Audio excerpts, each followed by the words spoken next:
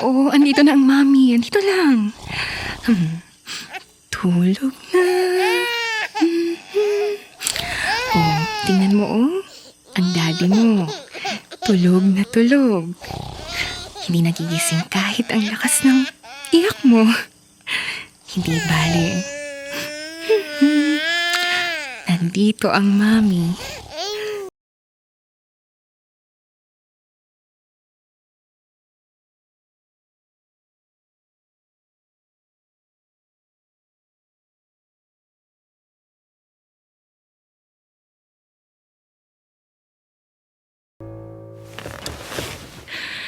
Arvin, dahan-dahan naman sa paggalaw. Baka magising na naman si baby. Ha? Ang himping naman ng tulog niya. Hindi mo lang alam. Every 3 hours, gising yan. Busog naman pero nagkikising pa din. Bakit kasi tinabi mo sa'yo? Bakit hindi mo sa crib niya nilagay? Nahihirapan na kasi akong patulugin noong huling gising niya. Antok na ako kaya nahiga na kaming mag-ina. At tinapik-tapik ko na si baby. Oo nga. Baka mamaya matumba ka pa sa antok. Buti ka pa nga Ikaw parang mantika kang matulog. Kahit anong lakas ng iyak ng bata, hindi ka nagigising. Humihilik ka pa nga, tapos dire-diretso yung tulog mo. Pwede mo naman ako gisingin sa susunod. Hindi na. Naaawa ko sa'yo.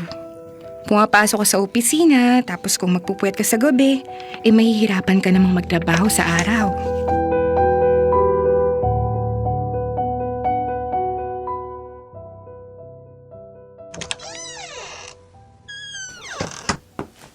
Oh, ang dami mo namang pinamili. Para sa nursery ni baby. Last na to. Kompleto ko na lahat ng kailangan. Ayusin ko na yung nursery bukas. Tamang-tama weekend, wala akong pasok. Magagamit kaya talaga niya yung nursery? Paano kung palagi siyang magigising? Kaya nga, bumali ako ng baby monitor. Maririnig at makikita natin si baby habang tulog. Natin? Arvin? Natin talaga? Parang ako lang yata. Dahil kapag nalapat na yung likod mo sa kama, kinabukasan na ang gising mo. Okay, sige na nga. Para sa'yo ang baby monitor. Para makita at marinig mo si baby kahit nasa nursery siya at wala na sa kwarto natin. Ayan, mas tama yan.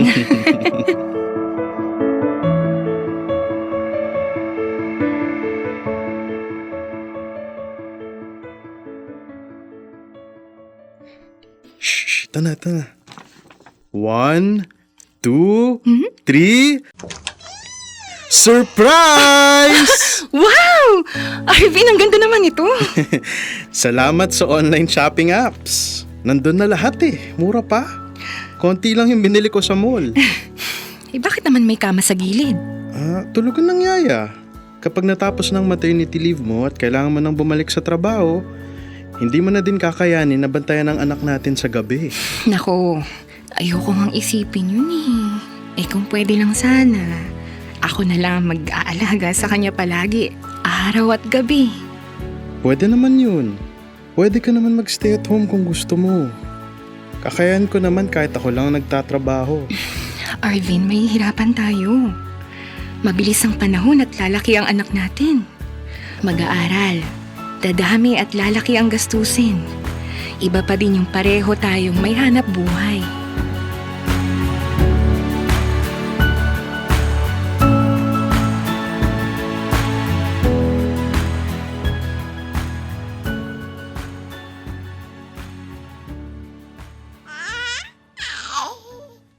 Dina, kailangan mo na sanayin si baby na matulog sa nursery para hindi masyadong manibago.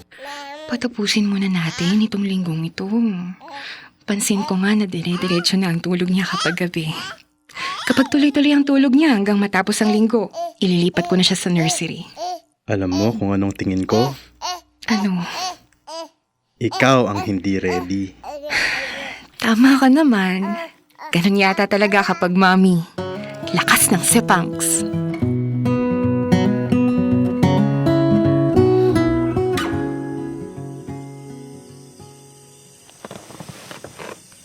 Bakit biling ka ng biling dyan? Kailang panaginip na ako, gising ka pa din. Naiisip ko kasi si baby. Dina, nasa kabilang kwarto lang ang anak natin. Kapag umiyak, maririnig mo naman. Pwede mo ding silip-silipin pero huwag mo panoorin yung baby monitor magdamag para hindi ka mapuyat. Wala kasi siyang kasama doon. Hayaan mo, maghahanap na tayo ng yaya. Total naman, ilang linggo na lang babalik ka na sa opisina. Para din maturuan mo habang hindi ka pa bumabalik sa trabaho. Mabuti nga siguro, no? Alam mo, magtatanong-tanong na lang din ako dito sa mga kapitbahay kung may maire-recommend sila.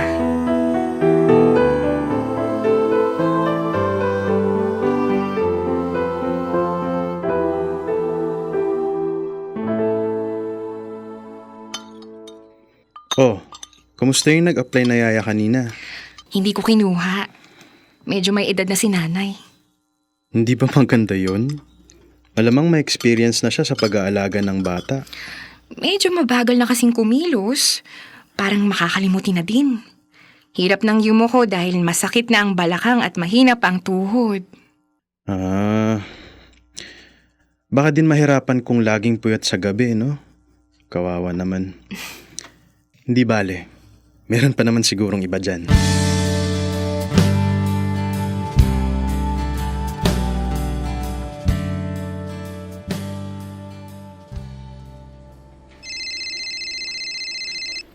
Han, napatawag ka. Han, busy ka ba? Hindi naman. Ano yun? Kwento ko lang. May nag-a-apply na yaya kanina. Oo, salamat naman at meron na. Hindi ko kinuha, Arvin. Masyadong bata. Hindi pa ata nakakaranas mag-alaga ng baby. Napilitan lang magtrabaho kasi pinapahinto ng mga magulang sa pag-aaral. Tingin ko hindi seryoso sa paghahanap ng trabaho talaga. Baka umalis din agad sa atin. Ganon ba? May nire-refer yung cleaner namin sa opisina. Sabi ko, isama bukas. Ako na ang kakausap. Kapag okay, isasama ko na pauwi. Sana okay na yan. Matatapos na ang maternity leave ko sa 1 linggo. Kailangan na talaga nating makakuha ng yaya para kay baby.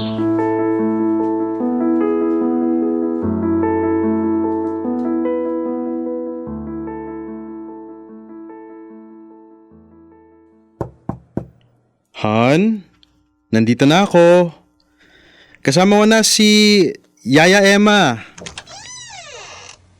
Hello po, ate. Hello. Sige, pasok kayo. Siya yung magiging yaya ni baby, Han? Oo, may dala na din siyang gamit. Magsisimula na siya ngayon. Halika Emma, dadalhin kita sa nursery para makita mo na si baby.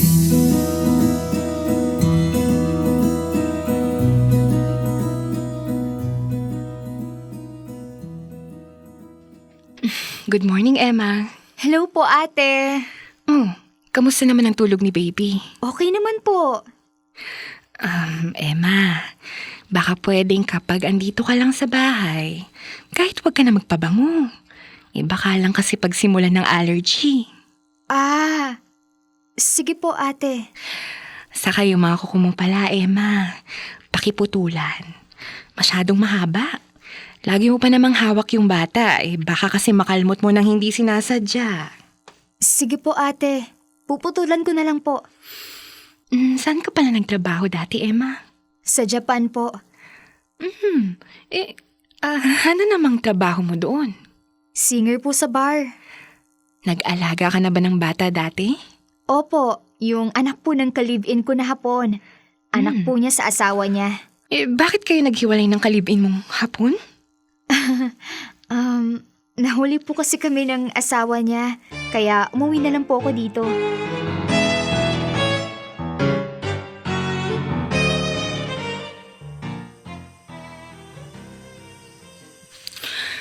Arvin, alam mo bang singer sa bar dati si Emma?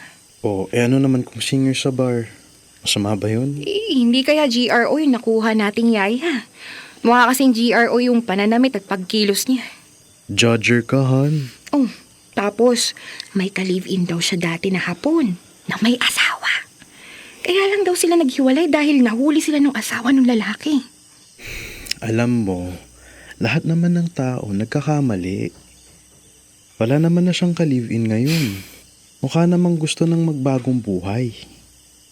Tingnan mo nga pumasok na Yaya. Sa bagay.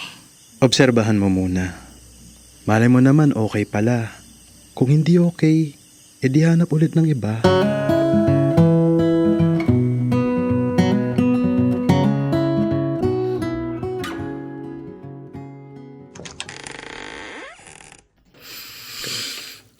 Oh, Arvin, saan ka galing? Sa nursery, Anong ginawa mo sa nursery? sinilip ko lang yung anak natin. Parang hindi ko naman narinig si baby umiyak. Kapag umiiyak yun, naririnig ko sa baby monitor. Patay yung baby monitor eh. Ha? Nasira na yata. O edi ipagawa mo agad. Kailangan natin yan. Oo, sa weekend siguro. Maliligo na ako, baka malit pa ako sa opisina.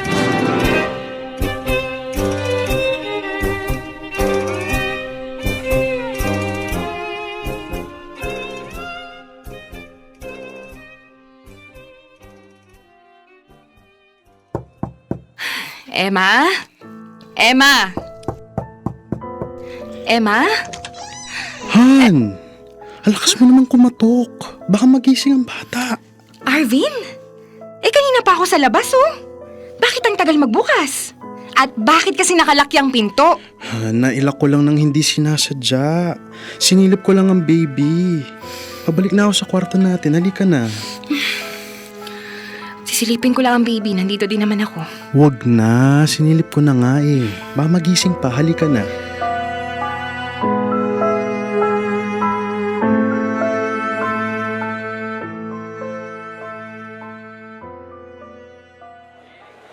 Oh, friendship?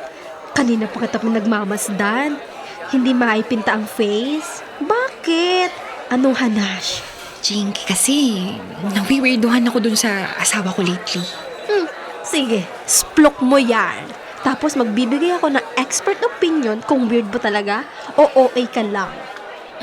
Ganito kasi, may bago kaming yaya. Mm. Yung bago naming yaya, medyo bata pa, may itsura, sexy. Ay, parang alam ko na ang kasunod. Pero sige, tuloy. Isang umaga, nagising ako. Wala sa tabi ko si Arvin. Maya-maya, pumasok sa kwarto. Galing daw siyang nursery.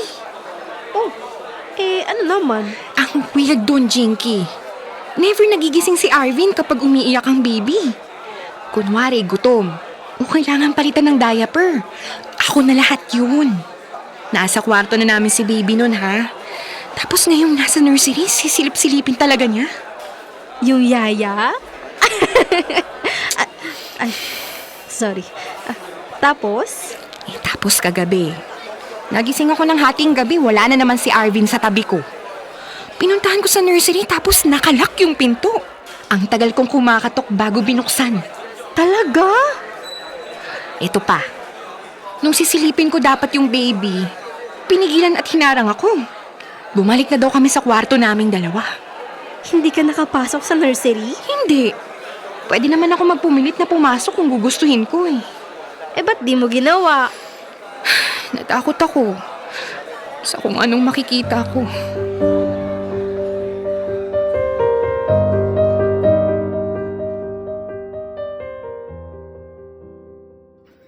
Arvin, ilang linggo nang sira itong baby monitor. Bakit hanggang ngayon hindi mo pa rin pinapagawa? Sirain talaga yata yan eh. Baka masira lang ulit kapag pinagawa. O di bumili ka ng bago. Bakit pa? Mayaya naman sa nursery. Para namomonitor ko din si baby. Istorbo lang sa pagtulog, Dina. Kapag naman umiyak yung bata, asikasuhin naman ni Emma. Sayang lang ang pera. Arvin, magtapat ka nga sa akin. Ano yun? Bakit lagi kang nasa nursery, ha? Kapag madaling araw. Madalas, nagigising ako sa gabi tapos wala ka sa tabi ko. Tapos maabutan kita sa nursery? Sinisilip ko yung anak natin. Masama ba yun, Dina? Ang weird lang kasi. Ang weird lang kasi noong wala pang yaya, hindi ka naman ganyan. Hindi ka naman nagigising kahit anong iyak ni baby. So anong pinapalabas mo, Dina? Diretsuhin mo nga ako. Oh, bakit nagagalit ka? Nakakabwisit kasi ang tanong mo. Parang may ibig sabihin. Siyempre, nung ikaw ang nag-aalaga sa anak natin, kampante ako. Hindi ako nag-aalala. Ngayon, ibang tao na yung nag-aalaga tapos nasa...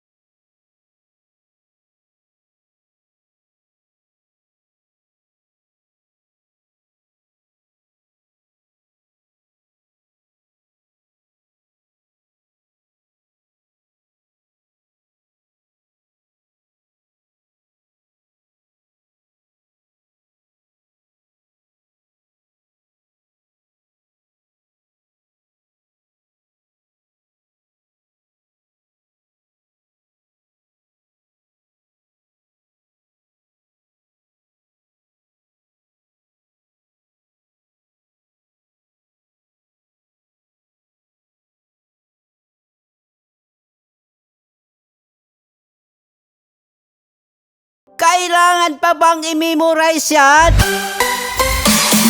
Love Radio. Basic!